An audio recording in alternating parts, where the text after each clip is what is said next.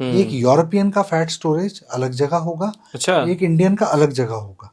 तो हमारा जो इंडियन या इंडियन सब कॉन्टिनेंट है, इसके अंदर फैट स्टोरेज मेल्स में स्पेशली ट्रंकल ओबेसिटी के फॉर्म में आता है, फीमेल्स में यूजली लोअर पार्ट्स में या अपर पार्ट में आता है।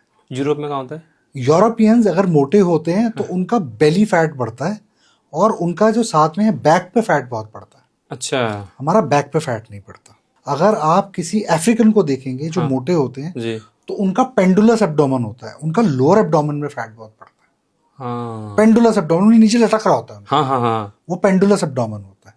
अच्छा। और सबसे ज्यादा बड़ी प्रॉब्लम और एक है इंडियंस में कि हमारा विसरल फैट स्टोरेज, जी जो फैट हमें बाहर दिख रहा है वो तो स्किन के नीचे का सबक्यूटेनियस फैट, जी।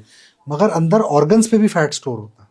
हमारे अंदर विसरल फैट स्टोर करने की प्रोपेंसिटी ज्यादा है दूसरी रेसेस से, लिवर के अंदर खास करके। आप फिट इंसान हो सकते हो, मगर आप अल्ट्रासाउंड कराओ और आपको फैटी लिवर निकलेगा।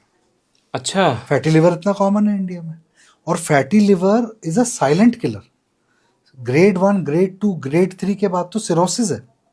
और ओबेसिटी एक बहुत बड़ा कॉज है non alcoholic fatty liver disease का, जिसको हम NAFLD कहते हैं। ओके।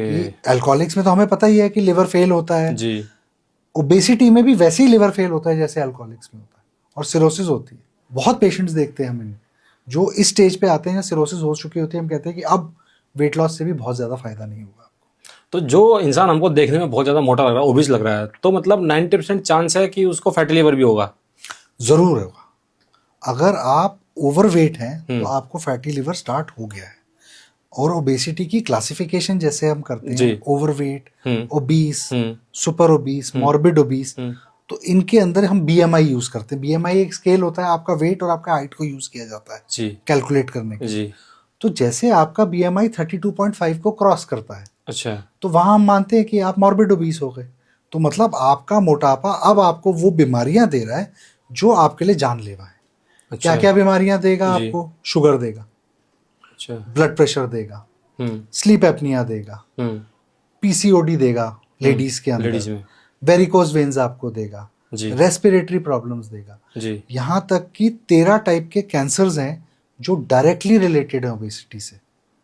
13 टाइप के बताइए इनके बारे में। ब्रेन का कैंसर, ब्लड का cancer, thyroid cancer, breast cancer, stomach, colon, gall bladder, uterus, ovary, और ये सारे कैंसर जो हैं डायरेक्टली रिलेटेड है ओबेसिटी से। अगर आप ओबीस नहीं होंगे तो आपके ये कैंसर होने के चांसेस कम है, ओबेसिटी में कैंसर होने के चांसेस ज़्यादा है। क्या मैकेनिज्म होता है कि इन सब ऑर्गन्स पे जो है इतना निगेटिव इम्पैक्ट पड़ता है कि कैंसर तक हो जाता है? देखिए,